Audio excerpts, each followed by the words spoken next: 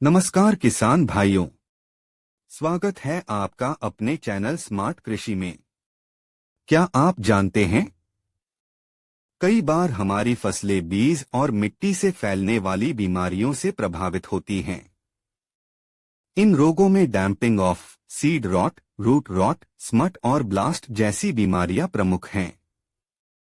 क्या आपके बीज अंकुरित नहीं हो रहे या पौधों की शुरुआत से ही ग्रोथ कमजोर है? तो इसका एक ही समाधान है, बीज उपचार। अगर बीज उपचार सही तरीके से किया जाए तो इन बीमारियों से 100% तक बचाव संभव है। बीज उपचार के लिए आप रासायनिक और जैविक दोनों तरह के उपाय अपना सकते हैं, नैनो डीएपी और बायो फर्टिलाइजर के साथ। वीडियो को अंत तक जरूर देखें, ये जानकारी आपकी पूरी फसल बदल सकती है। सबसे पहले बात करते हैं, बीज उपचार की जरूरत क्यों है। कई किसान सीधे बीज बो देते हैं और फिर शिकायत करते हैं कि पौधे नहीं उगे। ऐसा इसलिए होता है क्योंकि बीज में फंगस, बैक्टीरिया या पोषण की कमी हो सकती है। इस समस्या का समाधान बीज उपचार के माध्यम से किया जा सकता है। बीज उपचार करने से कई लाभ हो सकते हैं। पहला यह है कि बीज का अंकुरण बढ़ जाता है। दूसरा महत्वपूर्ण लाभ है कि फंगल रोगों से सुरक्षा मिलती है। तीसरा यह है कि शुरुआती विकास में तेजी आती है। चौथा और अंतिम लाभ यह है कि फसल का उत्पादन बढ़ता है। इस प्रकार बीज उपचार की महत्वपूर्णता को समझना और उसे सही तरीके से करना किसानों के लिए अत्यंत आवश्यक है। अब जानते हैं बीज उपचार के 3 स्टेप। स्टेप 1, फंगिसाइड से उपचार। अगर आपके बीज में फंगल संक्रमण है तो कार्बेंडेजिम या थिरम जैसे का उपयोग करें। आवश्यक मात्रा 2 ग्राम प्रति किलो बीज है। बीज को हल्के पानी में भिगोकर फंगाइसाइड पाउडर से अच्छे से लिपटाएं और फिर उसे अच्छे से मिला दें।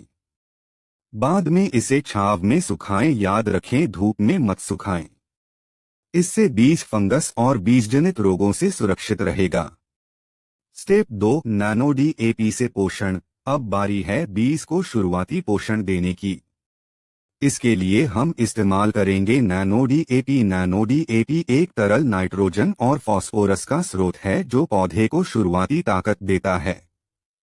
मात्रा 4 से 5 मिलीलीटर नैनो डीएपी को 1 लीटर पानी में मिलाएं। इसे बीज पर हल्के हाथ से स्प्रे करें या बीज को 5 से 10 मिनट तक इस घोल में डुबोकर रख दें। फिर बीज को निकालकर छांव में सुखा लें। अब सबसे जरूरी और लास्ट स्टेप है जैविक खाद यानी बायो फर्टिलाइजर। अगर आप दालें बो रहे हैं तो राइजोबियम, धान गेहूं जैसे फसल में एजोस्पिरिलम या एजोटोबैक्टर यूज करें। तरीका, थोड़ा गुड़ का घोल, गुड़ प्लस पानी बनाएं, इससे बीज चिपचिपे होंगे। फिर उसमें बायो फर्टिलाइजर मिलाएं और बीजों को उसमें अच्छी तरह लपेटें। इन्हें छांव में सुखाएं। बायो फर्टिलाइजर जमीन में रूट बैक्टीरिया को बढ़ाता है, जिससे पोषण अपटेक बढ़ता है और उपज में बढ़ोतरी होती है। उपरोक्त 3 स्टेपों का पालन करके आप अपने बीजों को स्वस्थ रख सकते हैं और उनमें संक्रमण और रोगों का प्रभाव कम कर सकते हैं। अतिरिक्त सुरक्षा के लिए ट्रिचोडर्मा या स्यूडोमोनास फ्लोरेसेंस का उपयोग करें। ध्यान दें, ट्रिचोडर्मा और स्यूडोमोनास फ्लोरेसेंस का उपयोग करने के बाद उन्हें बायो उर्वरक के साथ नहीं मिलाना चाहिए। ध्यान दें कि पहले फंगिसाइड, फिर नैनो डीएपी और अंततः बायो उर्वरक का उपयोग करें।